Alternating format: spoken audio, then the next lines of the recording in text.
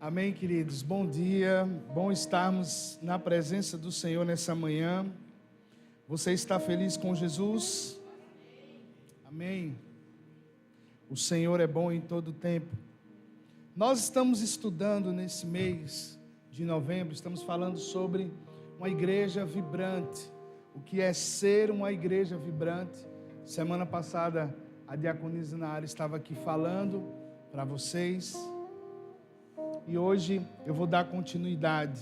Abra sua Bíblia em João capítulo 13, a partir do versículo 34.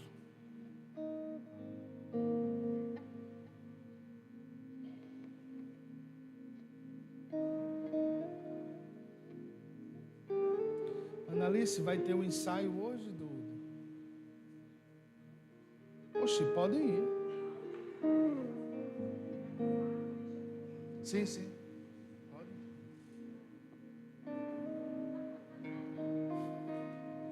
É que eles estão ensaiando para o Natal. Podem ir, minha filha. João 13. Pode ir.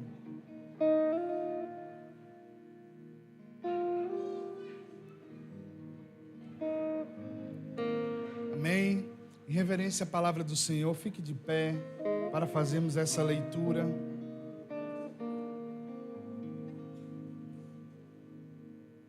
Novo mandamento vos dou: amem uns aos outros, como eu os amei. Vocês devem amar uns aos outros. Deste modo, todos saberão que são meus discípulos, se vocês amarem uns aos outros.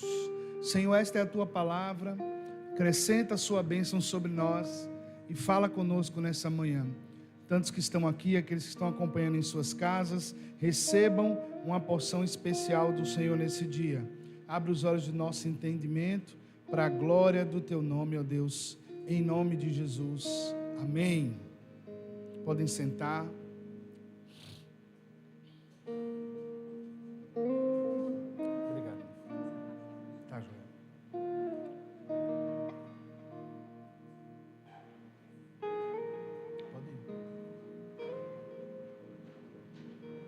Então, hoje nós vamos falar que uma igreja vibrante, uma igreja que ama pessoas como Jesus as amou. Nada identifica mais uma igreja vibrante do que o amor. Jesus não disse que o mundo nos conheceria pela nossa teologia, pelos dons ou pela estrutura da congregação, mas pelo amor uns pelos outros. C.S. Lewis diz que o amor é a forma mais irresistível do universo. O amor ao próximo é um grande desafio, pois só consegue amar o outro se formos profundamente amados, como a si mesmo, se a pessoa tiver nascido de novo. Se tivermos nascido de novo, vamos conseguir amar ao outro. Vamos conseguir amar o nosso irmão. Vamos conseguir amar aqueles que nos perseguem. Vamos conseguir amar aqueles que não gostam de nós, por simplesmente, talvez, sermos cristãos, amarmos Jesus. Amor é uma expressão muito profunda, né? Amor é uma palavra que mexe com o coração das pessoas, porque o amor ele pode ser deturpado, como ele pode ser trazido uma grande verdade. O amor ágape, que é o amor de Deus, é diferente do amor eros, do homem pela mulher. O amor que o homem tem pela mulher, muitas vezes esse amor pode ser subjetivo. O amor pode ser por conta do que você tem, não por conta do que você é. Né? Eu e minha esposa ontem fizemos 17 anos de casamento. Ela não está aqui porque está trabalhando no Enem, mas o que faz a gente permanecer é o amor que nós temos um pelo outro. Esse amor que vai transportando as barreiras, vai vencendo as dificuldades, A gente casou novo, eu tinha 21 anos quando eu casei. E ela tinha 23, quase 24 anos.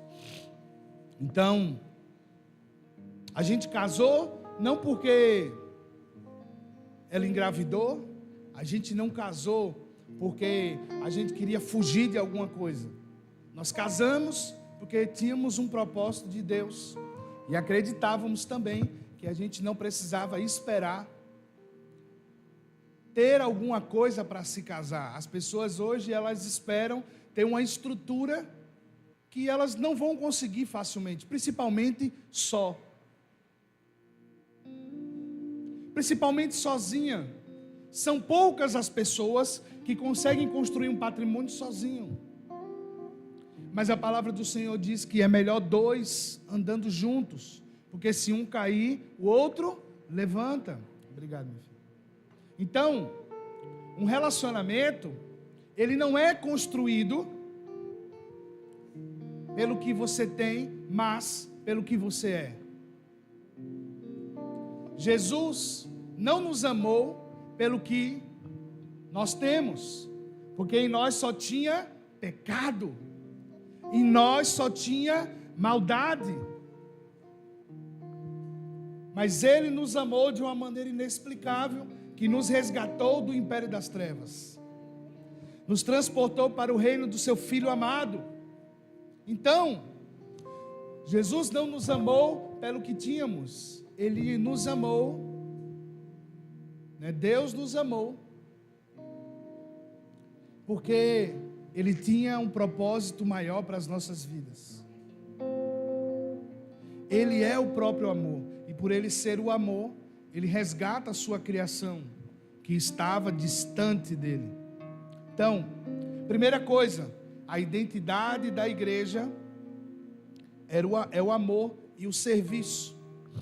Quando eu sou amado, logo eu quero o quê? Corresponder a esse amor. Quando nós somos amados, nós queremos dar uma resposta. Por exemplo, se você é bem tratado por alguém, você pensa em corresponder à pessoa que te tratou bem. Por que você acha que esse sentimento é gerado em nós? Por quê? Digam aí. Diga aí, por que você acha que quando somos amados ou tratados bem, logo em nosso interior sente o desejo de corresponder isso? Por quê? Sentimento de gratidão. Mais alguém? Oi? Se sente amado? O amor que vem dentro da gente. Mas vamos compreender o seguinte: nós não conseguimos amar se Deus não habitar em nós, porque esse amor do mundo é um amor subjetivo.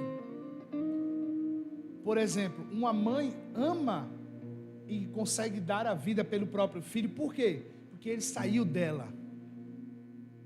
É um amor que tem uma condição. Estão entendendo? Esse amor foi condicional. É diferente do amor de Deus. Não foi condicional. Não é porque você tem alguma coisa. Ele foi incondicional. Independente dos nossos pecados, Ele nos amou. E a porta continua aberta para que sejamos amados e amemos outras pessoas. Porque o amor dele é incondicional. Mas o amor do mundo, ele é condicional a alguma coisa. Nós não temos um amor neste mundo a ponto de darmos a vida pelo outro. Sem o amor de Deus habitando em nós, é difícil corresponder dessa forma. Agora, sabe por quê? Nós correspondemos ao amor que recebemos de alguém, porque também está escasso o amor. Está tão escasso que você se sente constrangido a responder à pessoa. Não é tão comum ser bem tratado. É tão incomum, a sociedade está tão individualista que quando alguém nos trata bem, a gente fica, meu Deus, como é que eu posso corresponder a essa pessoa? Próxima vez que ele precisar, eu vou estar aqui a postos. Só que uma coisa que nós lemos aqui, João 13:34, ele disse: um novo mandamento vos dou. Então o amor não é uma opção, o amor é um mandamento. Repita comigo: o amor não é uma opção, é um mandamento de Deus. E aqui eu acho muito interessante esse texto, porque Jesus, ele nos conhecia tanto, sabia que o nosso amor próprio, muitas vezes, é um amor prejudicial para nós mesmos, porque o Senhor tinha dito que nós devemos amar ao próximo como a si mesmo. Muitas vezes o nosso amor próprio é tão lixo para nós, que para o outro vai ser pior. Então ele diz aqui, um novo mandamento vos dou, que vos ameis uns aos outros, assim como eu amei vocês. Então amar o outro deve ser como nós fomos amados por Jesus.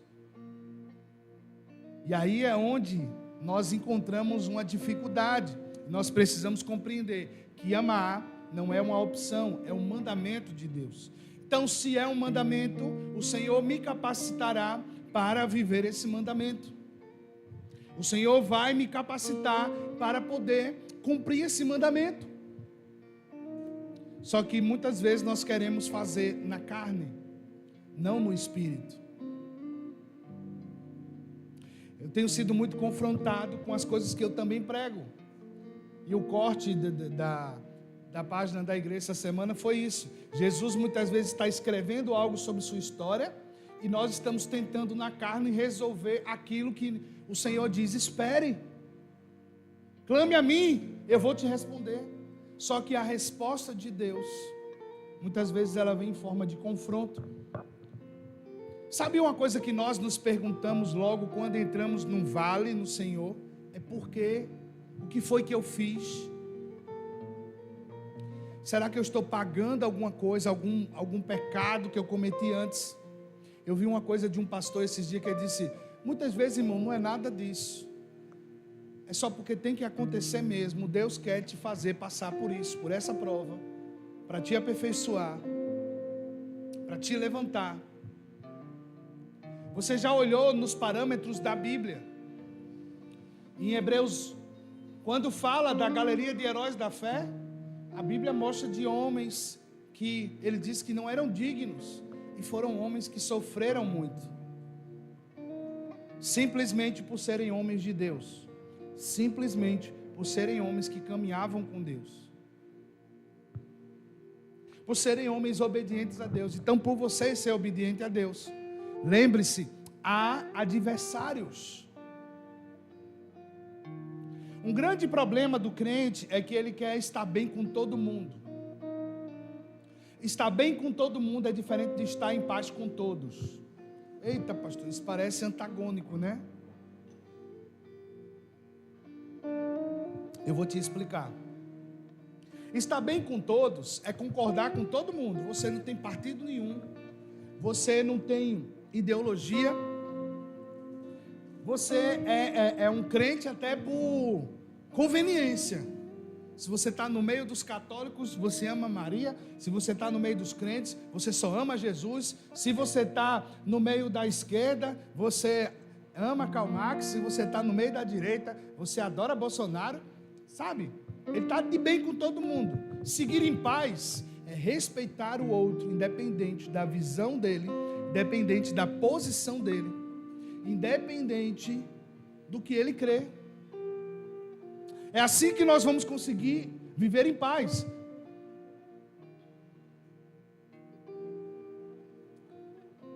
Então, estar em paz com todos, seguir a paz com todos e a santificação, sem a qual ninguém verá Deus.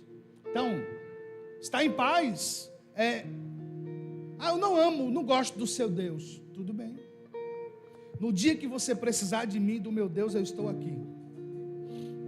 Entendeu? No dia que a doença chega, o pessoal diz: olha, pode vir todo mundo, pode vir pastor, padre, rezadeira, pode vir o que for. Vamos pegar o que é mais forte aí, o que dá mais certo.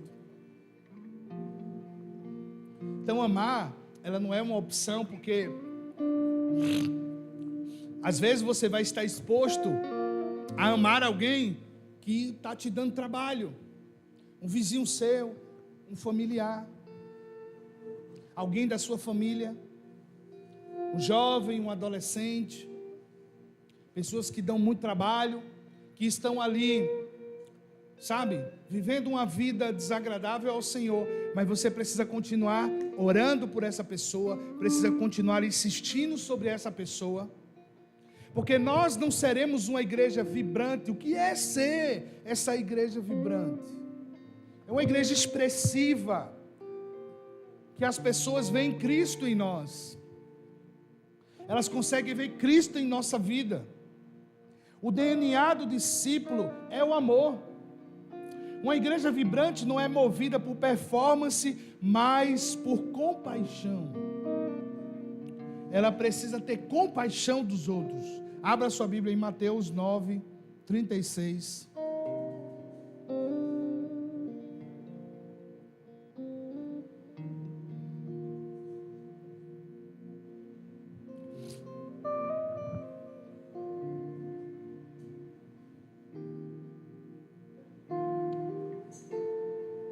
Ao ver as multidões, teve compaixão delas, porque estavam aflitas e desamparadas como ovelhas sem pastor. Então disse aos seus discípulos: a colheita é grande, mas os trabalhadores são poucos. Peçam, portanto, ao Senhor da colheita que envie trabalhadores para a sua colheita. Nós cremos e falamos muito, os campos estão brancos. Só que nós queremos colher frutos que não dão trabalho. A gente só quer colher fruto que esteja aqui, ó. Pega aqui. Agora aquele que está lá em cima da árvore, que vai dar trabalho, que é arriscado, a gente não quer. A gente não, aquilo é chamado para o outro irmão, o irmão que gosta mais dessas coisas. Né? E aí, você acha que é o quê? Eu vejo que é por falta de fé, de comunhão, de intimidade com Deus, que o crente vai se acovardando e se isolando em uma vida cristã fraca. Uma vida cristã movida só pelas suas circunstâncias. Ele não consegue enxergar a necessidade do outro e o desafio do outro. Eu conheci crente que no microfone ele é maravilhoso, mas na vida particular ele não consegue desenvolver a salvação, ele não consegue insistir na vida do outro. Eu já vi pais que é muito bonito no microfone, mas tem dificuldade da criação pedagógica dos seus filhos, que preferem, homem, não, ele é melhor com a mãe, viver lá com a mãe dele, porque vai acabar a minha rotina, a minha performance de crente. Tem um pastor amigo meu, que um dia, o seu filho estava imerso nas drogas, e ele era pastor de uma comunidade, trabalhava muito, e também por muito servir só a comunidade, acabou esquecendo seus filhos. Mas esse filho foi criado no evangelho, etc. Mas estava desgarrado, perdido no mundo, usando drogas pesadas. Sabe o que foi que esse pastor fez? Ele largou o púlpito, colocou alguém e foi atrás do seu filho. O pai desanota. E hoje, esse jovem que foi resgatado por Deus, através de uma verdadeira paternidade do seu próprio pai, que foi atrás do filho, ele é um missionário do Senhor, que tem tocado nações e o sertão.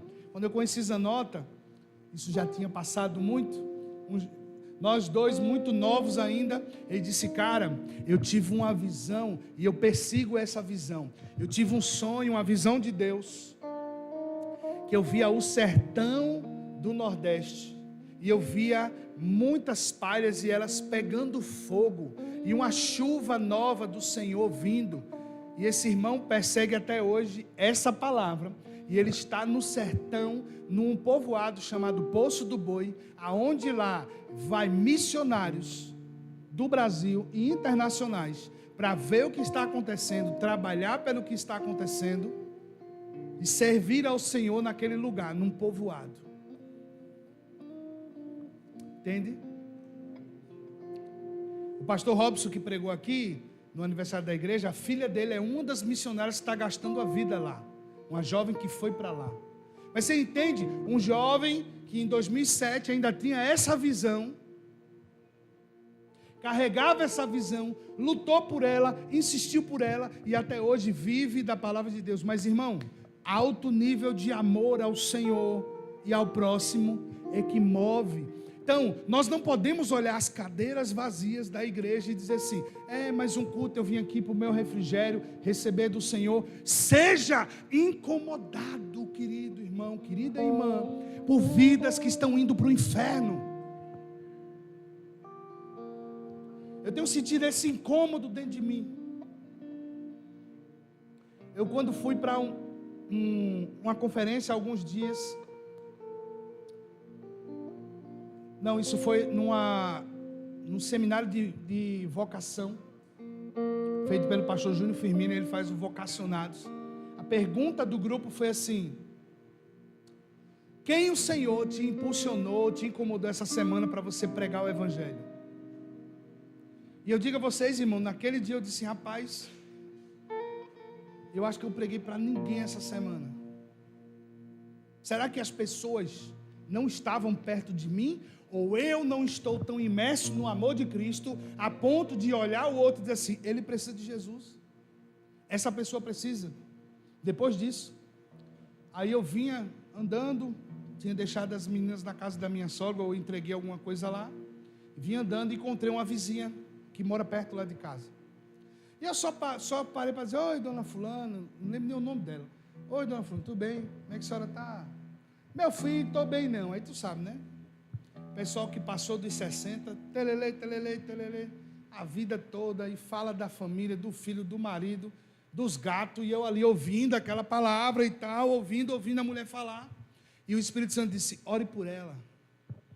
Aí antes de eu ir, eu disse: posso orar pela senhora? Eu disse: pode sim, meu filho. Ela se assustou. Aí eu expus as mãos, comecei a orar por ela. Ela tem uns problemas de varizes e tal, e comecei a declarar a cura do Senhor.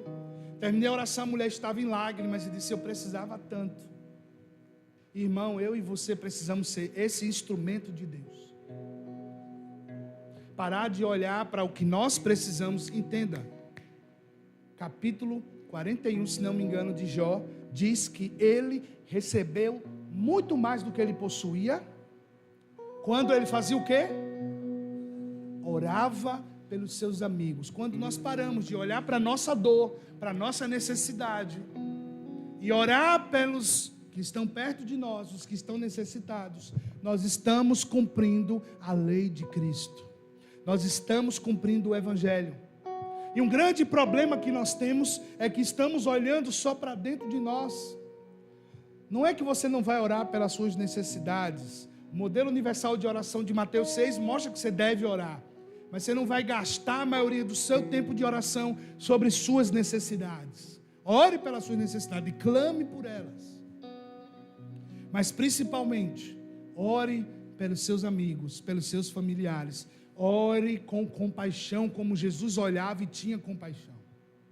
Tinha compaixão daquelas pessoas. Devemos servir ao outro em resposta ao amor de Deus. Quando somos conquistados por esse amor, nós damos uma resposta. Uma igreja vibrante não caminha se ela não se importar. Nós precisamos dessa ferida de paixão por Jesus. Eu estava domingo passado, pela manhã, nesse mesmo horário, orando e pregando na igreja de um amigo meu, pastor Jeová, que fica numa praia na Barra do Ceará.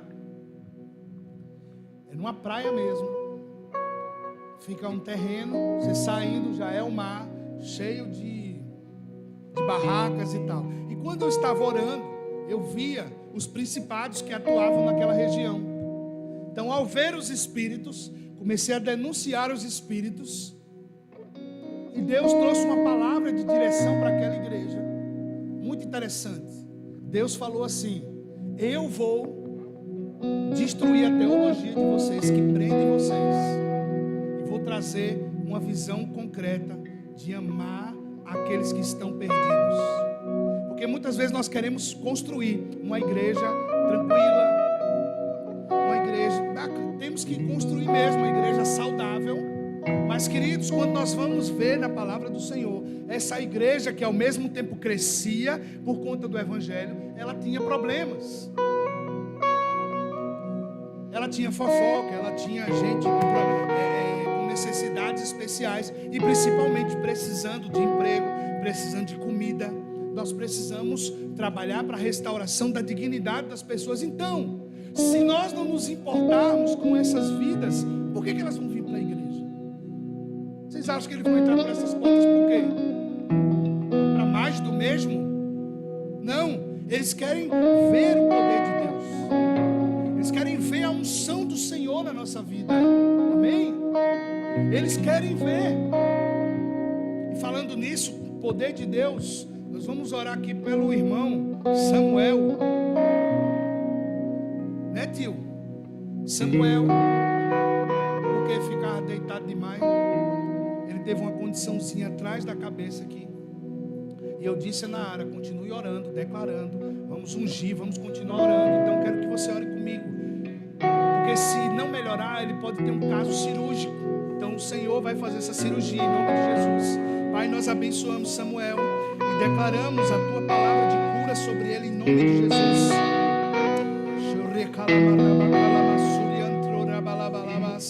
Eu te abençoo, Samuel, e que em nome de Jesus tu fiques normal, pleno, em nome do Senhor, em nome de Jesus. Eu te abençoo, a igreja te abençoa, e que venha unção de cura e plena restauração sobre sua vida. Em nome de Jesus nós te abençoamos, Samuel. Em nome de Jesus, em nome de Jesus, em nome de Jesus. A igreja diz amém.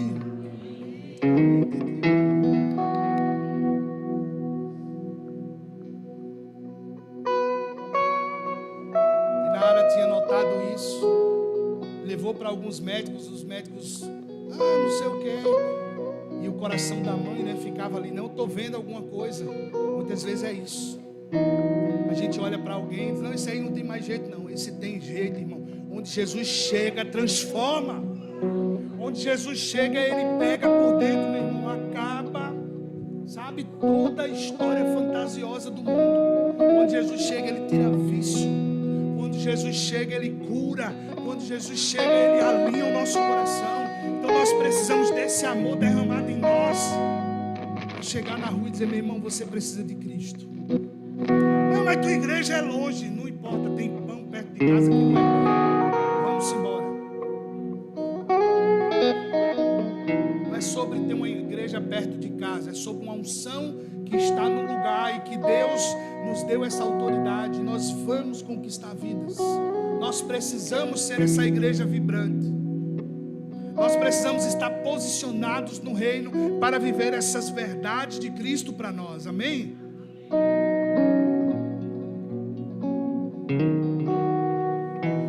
E ali Jesus mostrava para aquela comunidade que eles precisavam agir diferente do que agia antes. Porque, irmão, às vezes nós queremos o mais fácil, entre aspas, e às vezes a gente passa uma vida inteira pregando para crente. Tem crente muito trabalhoso, gente, muito. Mas eu estou no discipulado aqui com os novos convertidos. É lindo ver os olhos dele brilhando assim. É mesmo? O irmão de Jair aqui, a gente senta. Meu discipulado é estranho, né, meu filho? Aí tu fala de negócios. Eu disse: olha, isso aqui vai ser bom para tu. Vamos. Vou dando dica de negócio. Vai voltar para o mercado de trabalho. Faça assim. Estude isso.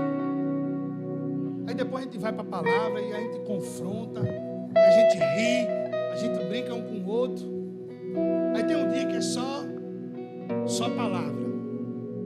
ser mais evangélico. Se hoje tu vai orar, pastor, nunca orei não. Disse, vamos aprender hoje, que a gente aprende escutando os irmãos falando, os irmãos orando, e assim que eu também aprendi.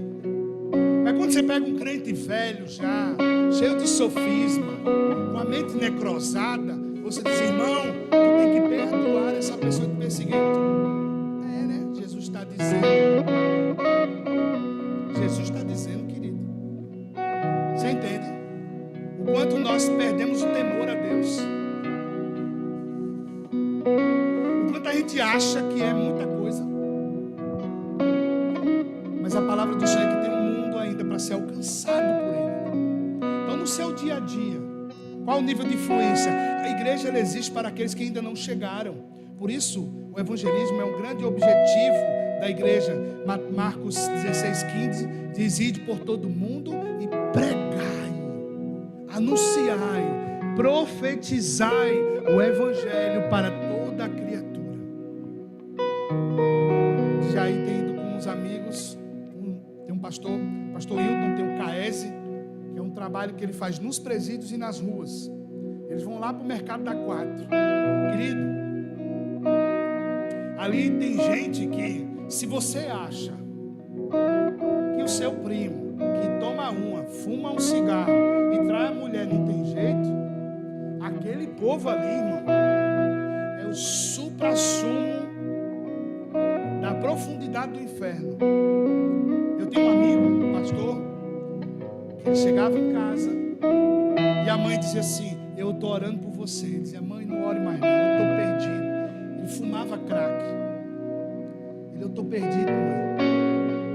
E ela declarava as palavras proféticas que Deus um dia liberou sobre o filho. Ela dizia, não, filho, o Senhor diz que você vai ser uma cachoeira que vai levar água para muita gente. Esse homem hoje é um homem de Deus que prega em muitas nações e no Brasil. Não esqueça da palavra de Deus sobre sua vida. Aleluia. Eu lembro quando eu tinha 12 anos, Deus falou que eu estou vivendo hoje. 12 anos.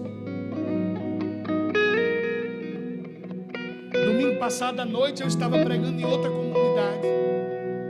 Uma comunidade que um dia eu estava numa igreja, na nossa igreja lá de Fortaleza, pregando. E eles iam fazer um festival, uma apresentação de Natal. Eles estavam reunindo num colégio. E eles estavam levantando recursos para comprar um lugar. E pregando e tal. E eu olhei para o pastor e para o pastor disse, olha, eu vejo vocês num lugar de 700 pessoas. Dei as palavras que Deus tinha mostrado e continuei pregando. Eles pegaram aquela palavra, creram nela. Um ano depois eles já estavam no lugar. Eles ganharam um terreno e começou a estruturar. Eu estava pregando no galpão que eles estão trabalhando para isso. E é lindo ver a palavra de Deus se cumprir. Mas sabe qual é o nosso problema? Nós não temos paciência para esperar. Quando as coisas arrocham, a gente começa a dizer, então é porque Deus não está nisso aqui. Existe uma grande diferença quando Deus não está. Ele está te mostrando que Ele não está. E geralmente, quando Deus não está, é o que nós queremos. Porque pavimentamos na nossa própria vontade, nos nossos próprios sonhos, nos nossos próprios projetos. Mas quando Deus não está no negócio, Ele levanta pessoas, Ele incomoda teu coração, Ele te mostra que não é esse o caminho. Mas nós queremos insistir no caminho que Deus disse que não é. Igual um pastor estava dizendo uma coisa bem interessante, o pastor Paulo Borges Júnior, ele disse que um colega tinha que ir para um certo lugar. E aí ele orou pedindo uma direção de Deus. E um outro lugar ofereceu um valor maior. Aí ele disse, então é de Deus. O pastor disse, então para você, a direção de Deus é onde pagam mais? Então você vai ser guiado pelo diabo, porque sempre ele vai dar uma oferta maior. Entende? Às vezes nós estamos numa empresa e vem uma proposta para você ganhar muito mais. Mas às vezes o crente não quer nem orar, ele diz, é de Deus, rapaz. Olha, está fluindo aí. Eu estava orando e apareceu essa porta. Isso é de Deus. Eu já entrei numa dessa, irmão. Eu sofri, mas sofri muito, você não tem noção. Porque o que é de Deus, ele precisa ser confirmado. Sabe por quê? Porque Deus caminha com os que são prudentes. Entende? Ser confirmado mesmo por Deus. Então quando alguém chega e diz assim: ei, vamos para tal coisa, eu vou orar. O posicionamento tem que ser esse: eu vou orar, eu vou discernir. É igual cantores gospel numa época passada, uma época que o Brasil estava explodindo de adoração. Você ia no formulário convidar tal ministério para vir cantar na sua igreja. Você preenchia o formulário e no final dizia: nós vamos orar. Se Deus confirmar para ir, a gente vai. Hoje, quem estiver pagando mais, o cara vai. Porque diz: é de Deus isso aí. Está entendendo? Mas naquela época, os irmãos, era constrangedor dizer assim: tudo bem, você me convidou. Parecia assim: esse cara está achando que é muita coisa, né? Convidar a banda dele só porque ele é famoso. Não, ele cresceu porque ele estava numa direção concreta com Deus, e ele só era levado se Deus confirmasse o lugar. Mas muitas vezes a nossa necessidade nos leva a aceitar qualquer coisa sem direção de Deus. E isso não é só falando do reino de Deus, é falando do nosso dia a dia. Às vezes vai abrir uma porta que ela parece excelente, mas você não perguntou ao Senhor. Eu estava conversando com um jovem esses dias, e ele cheio de planos, de sonhos. Eu disse: bicho, mas tu já perguntou qual é os planos de Deus para a tua vida, a vontade de Deus? Um jovem de 18 anos, ele disse: eu não me lembrei. Criado no Evangelho, está na igreja todo domingo, está servindo na igreja, mas ele não sabe. Ele disse que não lembrou de perguntar a Deus qual era a vontade dele para a vida dele.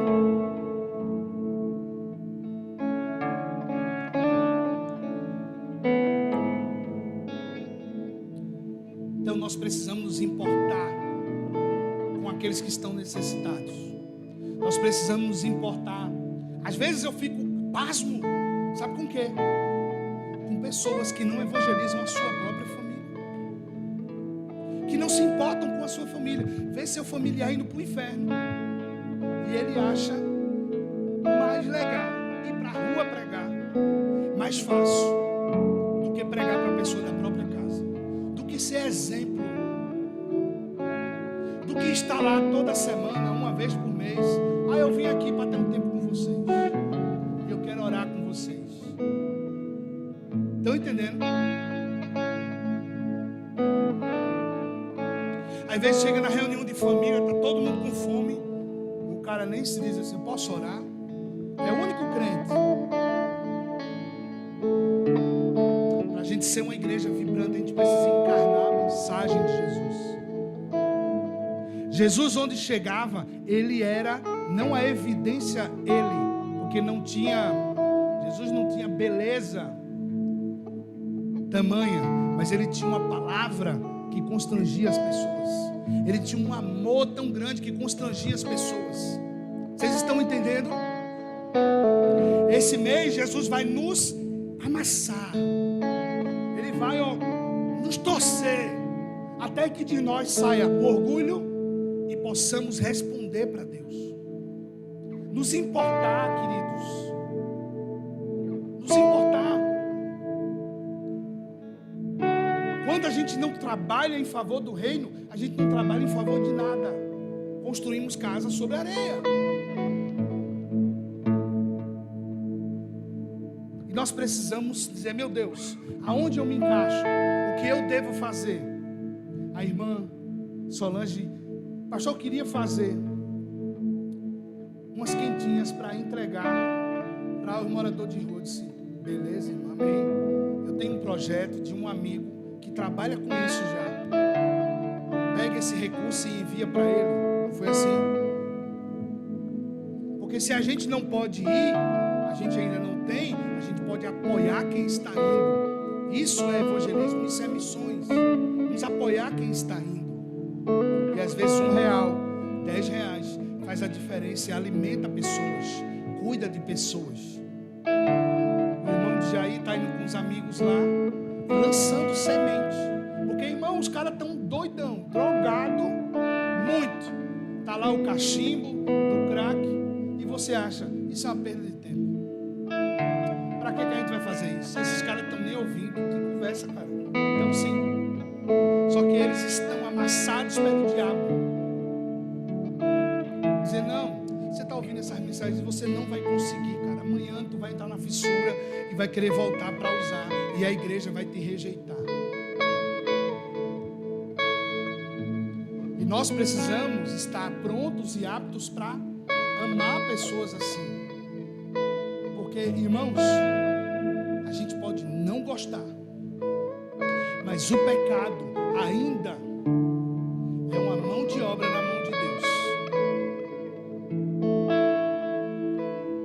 Porque o pecado leva a igreja a se posicionar em santidade, em lutar contra o pecado, servir a Deus para não ver o pecado na vida do outro. Estão entendendo?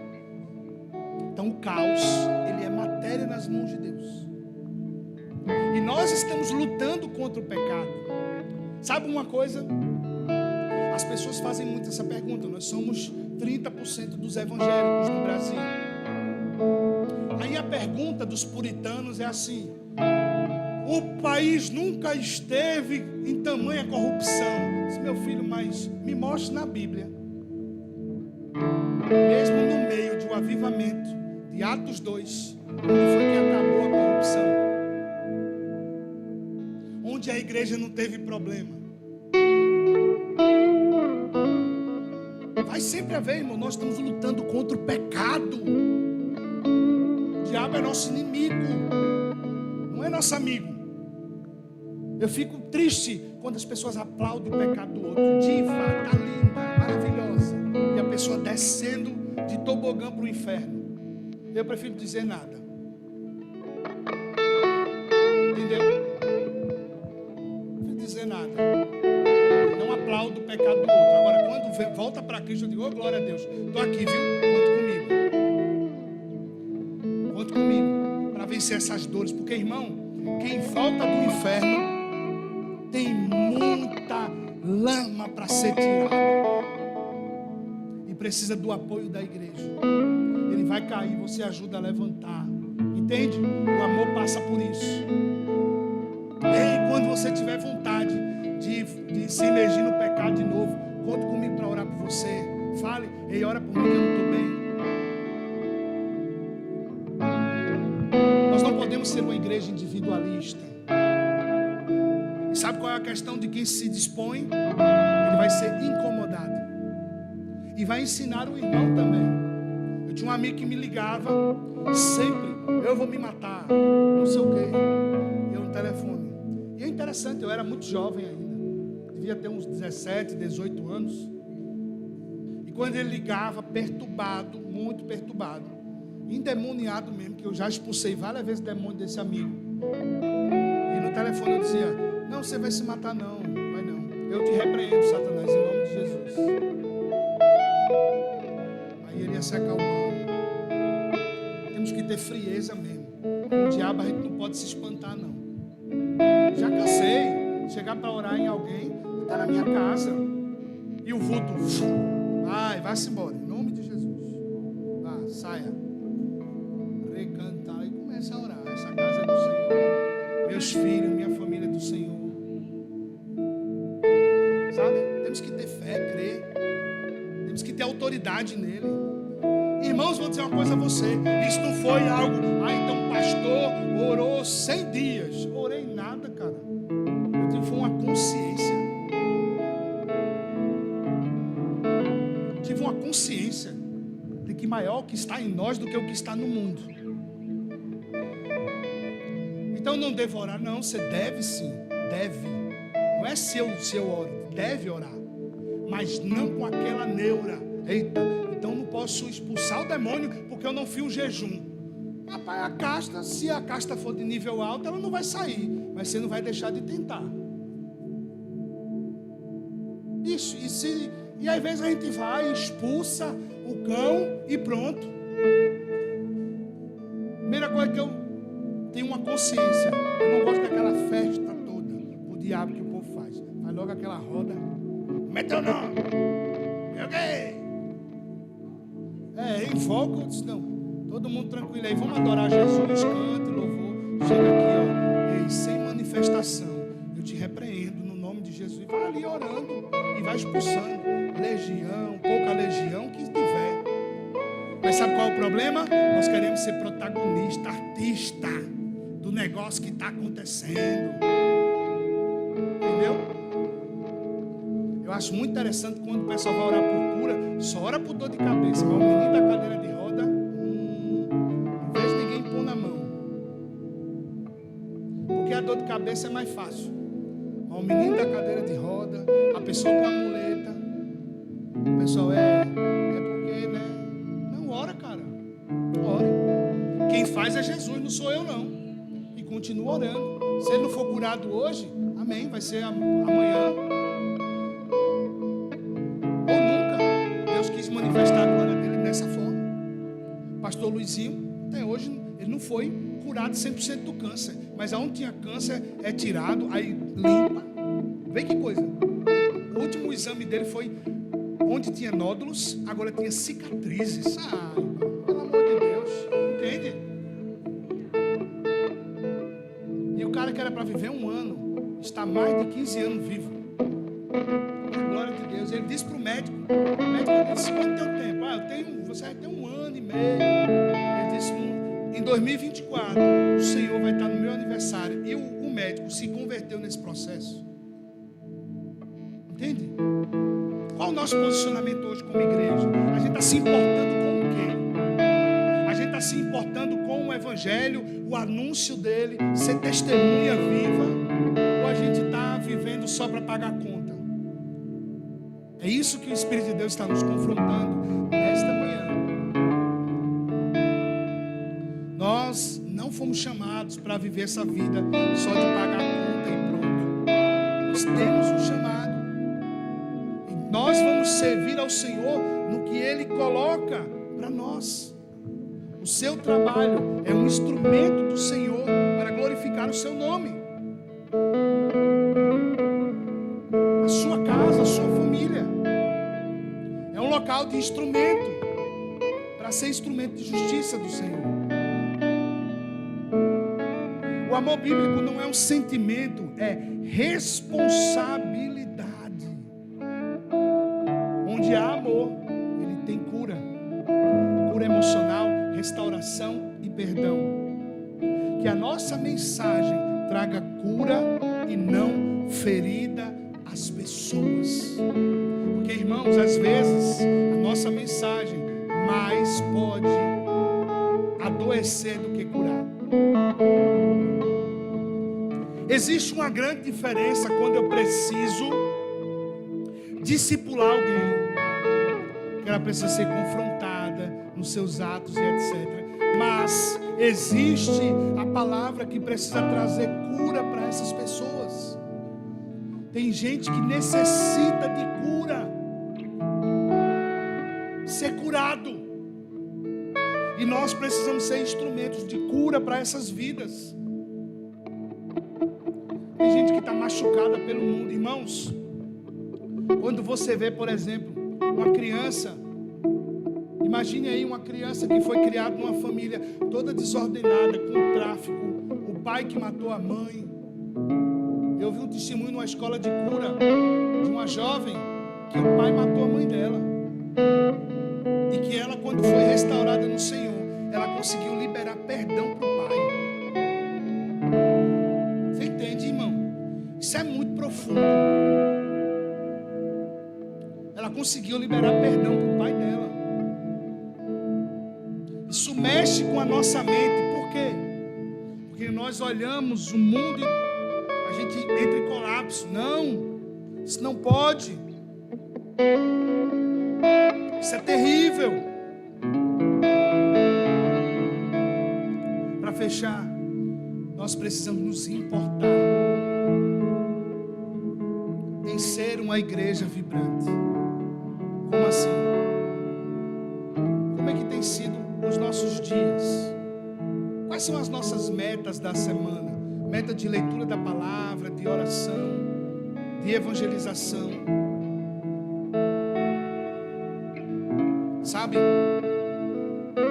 Como nós estamos aqui para o Senhor, às vezes parece que nós estamos aqui para qualquer coisa, menos para o Senhor.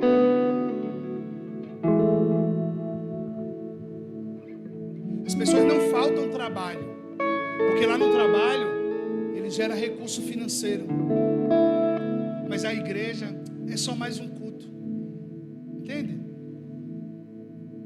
É só mais um culto, é só... Não, a gente cultua em qualquer lugar, a gente faz qualquer coisa. E começa esse vento de doutrina que te distancia da comunidade de fé e de levar a sério o que Deus está fazendo por meio da igreja. Ninguém é igreja só. Eu tinha amigos que no passado eles denunciavam a estrutura, né? Chamava a igreja de estrutura, sistema opressor. Todos eles, graças a Deus, foram convertidos. Cada um agora lidera uma igreja. Mas cada um antes era a igreja nas casas. A igreja acontece aqui. A gente é disruptivo. Irmãos, a igreja tem mais de 2000 anos, gente. A igreja do Senhor começou de casa em casa, a igreja primitiva, porque ele não podia ir para o templo. Paulo e Silas foram presos indo para onde? Fazer um churrasquinho em casa para ter comunhão? Não, foi porque eles estavam indo para o templo adorar a Deus. Pedro foi preso também pela mesma coisa. Eles não tinham tempo, porque não podiam, eles eram considerados seita. Entende? Eles não eram considerados dignos de ter, nem de estar no templo. Depois que tudo muda, temos um templo, um local de adoração ao Senhor, um local para estarmos juntos, para declarar a palavra de Deus, para orar uns pelos outros, para conviver. Entende? Mas tem gente que não, tá bom. Eu quero ver se amanhã vai faltar o trabalho. Eu quero ver se a gente amanhã não vai estar na hora do compromisso do médico. Ah, porque se eu faltar meu médico. Não, mas a casa do Senhor a gente pode. Deus entende, né? Deus entende que Ele não é prioridade. E qual é o problema? Você quer que Jesus tenha você como prioridade, e você está patinando nisso aí, porque ainda não entendeu, irmãos. Nós precisamos entender, isso é sério. Muita gente morreu para que eu e você pudéssemos buscar a Deus num lugar. Quando nós desdenhamos, quando nós não importamos com isso, a gente se torna aquilo que aconteceu na Europa, um país que está secularizado, que igrejas se transformaram em boates. O país mais protestante do mundo, os Estados Unidos, se secularizou tanto que tem pessoas que vão uma vez no ano para a igreja, que é no Natal. Você entende? Mas nós brasileiros temos o fogo, nós temos a chama. Nós precisamos permanecer e precisamos investir para que vidas venham buscar o Senhor, venham encontrar essa comunidade de fé, aonde os santos do Senhor reunidos, eles expressam vida. Eu quero dizer uma coisa para você, não estou aqui para brincar de casinha, de fazer um lugar bonito, não. Nós precisamos pegar o cajado da autoridade e declarar que esse lugar o Senhor vai reinar, que veremos vidas que estão no inferno sendo resgatadas, que na sua casa vai chegar a salvação completa, na sua casa. Evandro, eu vejo Deus pegando teu irmão, vai acontecer algo com ele nos próximos 3 meses, e Deus vai começar a apertar aquele rapaz. Ele vai lembrar que Deus é Senhor da vida dele. Continue orando e crendo na salvação completa dele, porque ele tem a marca da promessa de Jesus. A sua família, meu irmão, tem a marca da promessa de Cristo. Insista, ore, creia, invista, continue crendo, continue orando. Não existe ideologia do mundo, Neto, que mude o que Deus confirmou. salvo em Cristo. Precisamos continuar crendo e declarando. Queria pedir que você ficasse de pé. Nós vamos agora. Nós vamos fazer um ato profético para Lagoa Nova, essa região, quebrando principados e potestades, quebrando os levantes do inferno nesse lugar.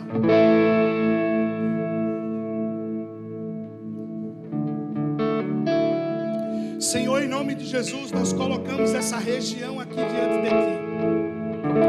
Visita as casas aqui nessa região, Espírito Santo, e quebra as cadeias do inferno na vida dessas famílias. Famílias que estão presas no alcoolismo, na prostituição, nas drogas. Pessoas que estão presas na autossuficiência. Eles pensam que tem tudo, mas eles precisam de Ti, Senhor, precisam do Teu amor, eles precisam Te conhecer. Então nós declaramos, ó Pai, em nome de Jesus, que essas famílias serão encontradas pelo Senhor. Nós declaramos que o bairro de Lagoa Nova, onde nós estamos plantados, esse lugar irá florescer por meio do Evangelho. Jovens serão resgatados das trevas, jovens serão resgatados do crime, jovens mudarão a rota. Senhor, visita agora o coração desses jovens e adolescentes. Ó Deus, tenha compaixão deles que estão imergindo na mentira desse mundo. Resgata esses corações agora, Senhor. Resgata essas vidas agora, em nome de Jesus. Nós declaramos pela autoridade da Tua palavra que veremos, ó Deus, jovens sendo resgatados, famílias abençoadas nessa região, ó Deus. Visita aqueles que moram em prédios, que são ricos, para que conheçam o ano aceitável do Senhor. Eles precisam de Ti, eles não precisam do dinheiro, eles precisam da Tua graça, eles precisam do Teu amor, Jesus. Oh Deus, nós declaramos agora, aonde há atuando espírito de morte, de suicídio, eu declaro a falência desses espíritos. Em nome de Jesus, e que venha o poder do Senhor sobre essas casas agora. Quem estava com a faca na mão, vai soltar a faca agora, no nome de Jesus. Em nome de Jesus, Senhor, nós declaramos restauração plena nesse lugar. Que a Tua igreja floresça, não só a Ágape, mas as igrejas que estão plantadas, ó Deus, aqui nesse bairro floresça. Que venha a falência do inferno, não a falência da igreja. Que a Tua igreja se levante triunfante na Tua palavra, no discernimento, na unção, na graça do Senhor. Traz ferramentas espirituais ao Teu povo, à Tua igreja, Senhor, na mão de cada servo Teu aqui. Eu declaro unção de cura, poder dos céus, unção, fogo do Espírito para queimar os demônios. Que das suas bocas saiam palavras de vida, quebrando o poder das trevas em nome de Jesus, tirando a timidez e dando autoridade, Senhor, em nome de Jesus. Nós declaramos vida e cura em nome de Jesus. Se alguma jovem iria abortar, que ela desista agora em nome de Jesus. Dizemos não ao derramamento de sangue inocente. Nós declaramos vida em nome de Jesus, vida do Senhor nesse